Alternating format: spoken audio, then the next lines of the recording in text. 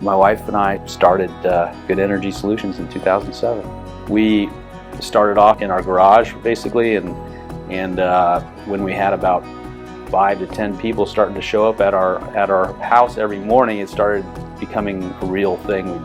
We needed to find a commercial space, so we ended up moving over to this building after getting an SBA loan, and it's been just an amazing ride of growth. Solar, when those photons hit the cells and throw off electrons and they travel through their circuit, it's like magic, really, that you can get your energy from the sun just falling all around us. Solar is about as clean as it gets. It's really about making the customers happy.